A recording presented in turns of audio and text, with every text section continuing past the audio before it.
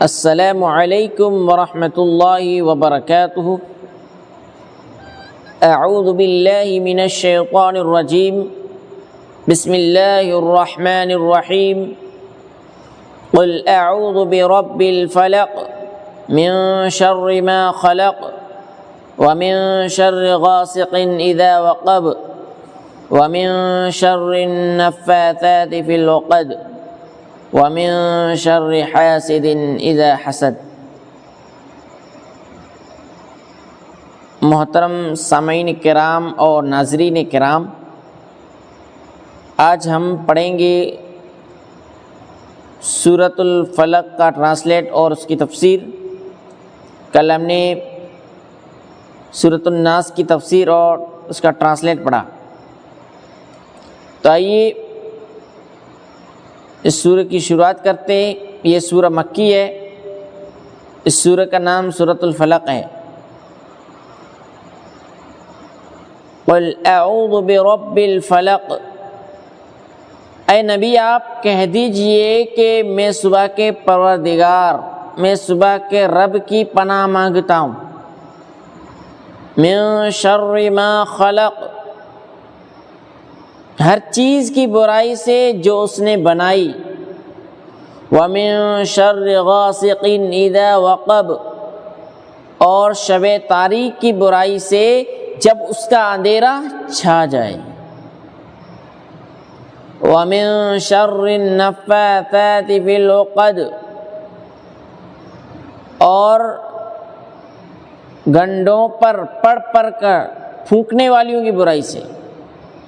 وَمِن شَرِّ حَاسِدٍ إِذَا حَسَدَ، اور حسد کرنے والے کی برائی سے جب وہ حسد کرنے لگے۔ اب آئیے تفسیر پڑھتے ہیں من آیات کی۔ یعنی اے نبی آپ اس رب فلک کی پناہ مانگیے، یعنی جن مخلوقات میں شر ہے، برائی ہے، ان سے آپ اللہ رب العالمین جو صبح کا رب ہے اس کی پناہ مانگیے۔ غاسق سے مراد تاریکی ہے۔ عموماً جو جرائم ہوتے ہیں وہ رات کی تاریکی میں انجام پاتے ہیں، اور زہریلے جانور بھی تاریکی ہی میں نکلتے ہیں۔ النفاثات کا مطلب ہے کہ گروہوں میں پھونکنے والی جماعتیں، غلط پروپیگنڈا کرنے والی جماعتیں۔ حاسد، حسد یہ ہے کہ حاسد محسود سے زوال نعمت کی آرزو کرے، یہ نہایت بری اخلاقی بیماری ہے جو آج کل ہمارے عام ہے۔ فلق، فلق کا مطلب ہے کہ کوئی چیز دو حصوں میں پھٹے اور بیچ سے ایک دوسری چیز نکلے۔ جیسے گیہوں کا ایک دانہ دو حصوں میں پھٹتا ہے تو بیچ سے ایک کونپل نکلتی ہے، اسی طرح رات کی پھیلی ہوئی تاریکی دو حصوں میں پھٹتی ہے تو بیچ سے صبح نمودار ہوتی ہے۔ موسیٰ علیہ السلام کے واقعے میں اللہ نے فرمایا فَانْفَلَقَ فَكَانَ كُلُّ فِرْقٍ كَالطَّوْدِ الْعَظِيمِ، تو دریا پھٹ گیا اور ہر ایک طرف یوں ہو گئی کہ گویا بڑا پہاڑ ہے۔ یعنی دریا دو حصوں میں پھٹا اور بیچ سے راستہ نکلا۔ لفظ فلق سے وجود باری تعالیٰ پر استدلال کیا گیا ہے کہ کوئی چیز دو حصوں میں اس وقت پھٹے گی جب اس کو پھاڑنے والا، بنانے والا، یعنی پھٹنا ایک اثر ہے، اور اثر کے لیے مؤثر کا ہونا ضروری ہے۔ تو ثابت ہوا کہ ان اللہ فالق الحب والنوى، بے شک اللہ ہی دانے اور گٹھلی کو پھاڑنے والا ہے۔ اور یہ اصول ہے کہ جو وصف کسی شے کی اصل میں نہ ہو یا فنا ہو گیا ہو تو اس کا ظہور اس کی فرع میں نہیں ہو سکتا۔ اسی طرح اگر اصل بے جان و بے اثر ہے تو فرع میں جان و اثر کہاں سے آ سکتا ہے؟ لفظ فلق سے توحید پر بھی استدلال کیا گیا ہے کہ ہر جنس کے دانے سے اسی جنس کا گلا اور درخت پیدا ہوتا ہے۔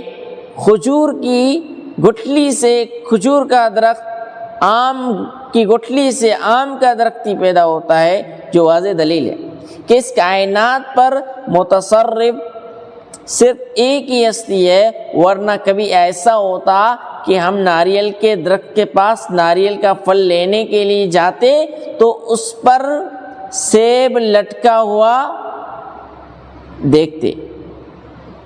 لفظ فلک سے وجود آخرت پر استدلال کیا گیا ہے کہ گیہوں کے دانے کو دیکھیے، جب وہ زمین کے اندر ڈالا جاتا ہے تو جب تک وہ سڑ گل نہ جائے اس سے کوپل نہیں نکلتی، ایسے ہی انسان جب قبر میں سڑ گل جائے گا تو دوبارہ اسی سے نکلے گا۔ لفظ فلک سے آخرت کی زندگی کے دنیاوی زندگی سے بہتر ہونے پر استدلال کیا گیا ہے کہ غور کیجیے، موسیٰ علیہ السلام اور ان کے اصحاب کے لیے دریا پھٹا تو راستہ پیدا ہوا جس کے ذریعے انہیں ظالم فرعون سے نجات ملی، تو راستہ پانے سے بہتر ہوا۔ اسی طرح ایک دانہ سڑ گل گیا، اس کے بعد اس سے جو پودا نکلا اس میں بے شمار دانے نکلے۔ ظاہر ہے کہ ایک دانے سے سینکڑوں دانے بہتر ہیں، اور سنت اللہ اسی طرح جاری ہے کہ اللہ جس چیز کو دوسری چیز سے پھاڑ کر نکالتا ہے وہ چیز خیر و برکت کا موجب ہوتی ہے۔ اس سورہ کریمہ میں اللہ کی ایک صفت ذکر کر کے جن چیزوں سے پناہ مانگی گئی ہے وہ چار ہیں: شر ما خلق، شر غاسق، شر النفاثات، شر حاسد۔ ان چار آفتوں سے پناہ کے لیے رب کی ایک صفت رب الفلق کے ساتھ تعوذ کو ذکر فرمایا گیا، لیکن دوسری سورۃ الناس میں ایک شر یعنی وسواس سے تحفظ کے لیے اللہ کی 3 صفات ذکر کی گئی تھی، جس سے معلوم ہوا کہ جن و انس کے وسوسے زیادہ خطرناک اور مہلک ہیں۔ نیز پہلی سورہ میں سب آفات حسی اور ظاہری ہیں، مگر دوسری سورہ ناس میں آفات وسواس باطنی آفت ہے۔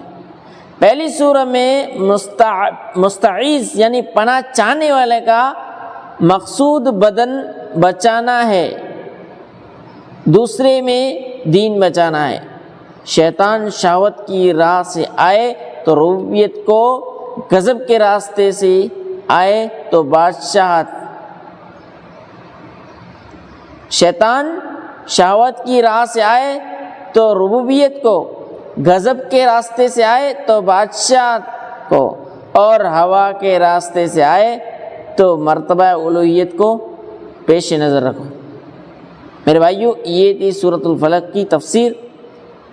اللہ رب العالمین سے دعا کرتے ہیں کہ اللہ رب العالمین ہمیں اپنے کلام مجید پر عمل پیرا ہونے کی توفیق عطا فرمائے۔ آمین، تقبل یا رب العالمین۔